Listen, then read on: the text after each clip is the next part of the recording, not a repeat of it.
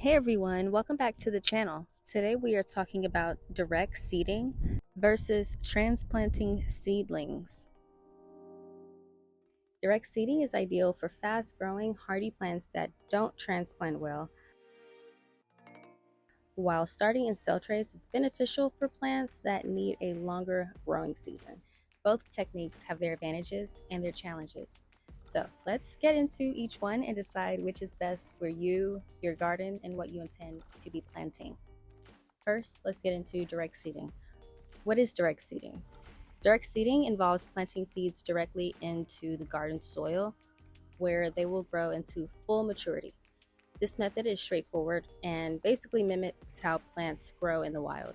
So let's talk about some vegetables that we would prefer to direct seed, and those begin with our root vegetables. I think a lot of us understand things like carrots, radishes, beets, potatoes, turnips, and basically all of our vegetables that grow underground are deserving of being seeded directly into the soil.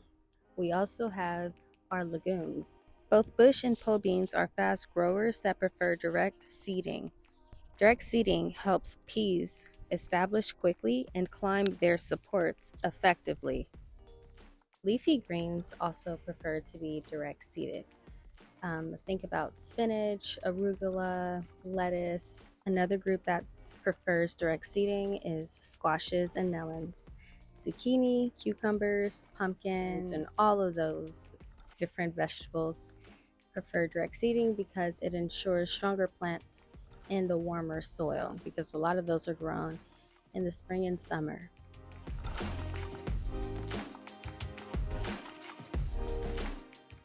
Now let's talk about the advantages of direct seeding. Number one, simplicity. Direct seeding is less labor intensive and there's no need for additional equipment like trays and pots and potting soil. It is cost effective for that reason, so it reduces the costs associated with purchasing those items. Next, they establish stronger roots. Plants develop their root systems in the same soil they'll grow in, often resulting in stronger and more resilient roots.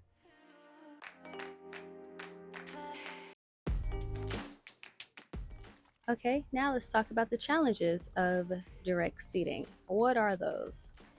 One I can name off top is their vulnerability. Since they're out there and exposed to the elements, the pests, and diseases from the moment they are planted, they are pretty vulnerable because they spend their whole life out there. Another challenge of direct seeding is spacing and thinning. Direct seeding can lead to overcrowding. Thinning out your seedlings is necessary to ensure proper spacing. You are spending a lot of seeds, so eventually you do have to pluck a few out, and that's going to result in fewer plants. And another disadvantage or another concern about direct seeding is potential competition among weeds. So again, when you're direct seeding, that plant spends its whole life where you've directly sown it, and weeds might be amongst them, and you may have to get in there and get dirty and do the labor to prevent weeds from showing up. So that is direct seeding. Now let's talk about starting seeds in cell trays and then transplanting our seedlings.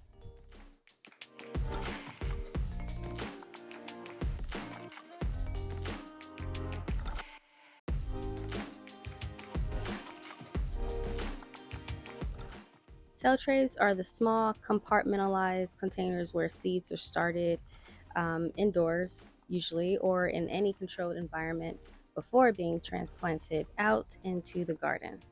Now I'm going to name a few vegetables that prefer to be started in cell trays. Number one, nightshades. So the nightshade group includes tomatoes, peppers, and eggplant. Those benefit from an early start indoors, and that extends the growing season for these vegetables. Another group of veggies that can be started in cell trays and then transplanted are brassicas, and those include cauliflower, Brussels sprouts, collards, and kale.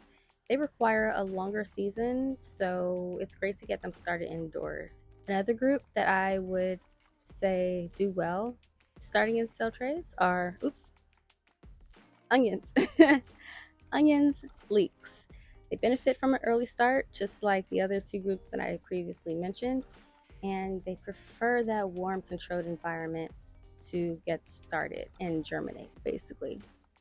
Next, some herbs, basil, thyme, and what's that other one? Basil, parsley, and thyme.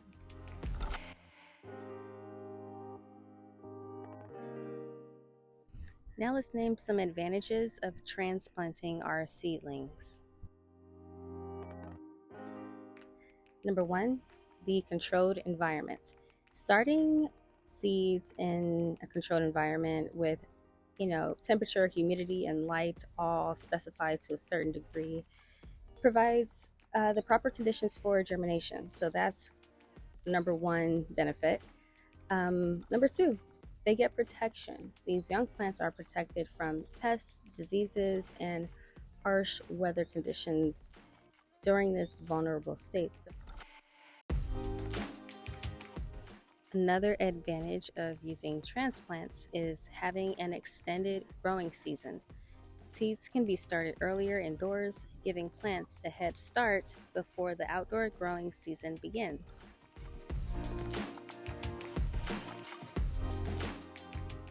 Now let's talk about the challenges of cell trays. Number one, transplant shock. When you are transplanting little seedlings from their cell trays to the outdoors, sometimes that can stunt their growth. So transplant shock is something to be aware of. Number two, you may also face challenges with spacing. Indoor seed starting needs adequate space with sufficient light, which might be a limitation for some gardeners. Another challenge from cell trays that you may have to deal with is the increased labor and costs of getting set up with cell trays. I mean, there's so much time, effort, and resources involved, from getting the potting soil together, the trays themselves, and potentially even grow lights. So you have to do a cost benefit analysis to see if that's worth it for you and what you're growing. So, in conclusion, both direct seeding and seeding in cell trays have their unique advantages and challenges. Um, your choice will depend on specific gardening conditions, your resources, and your goals, essentially. By understanding the benefits and the limitations of each method, you can help make an informed decision that will help your garden thrive. Understanding which vegetables to direct seed and which to start in cell trays can enhance your gardening success. Direct seeding is ideal for fast growing, hardy plants that don't transplant well, while starting in cell trays is beneficial for plants that need a longer growing season. So, use the right method for each vegetable so that you can ensure a bountiful and healthy garden. Thanks for watching this video. Please give it a like if you liked it. Comment and let me know about your experience direct seeding and seeding in cell trays. All right, see you in the next one. Bye.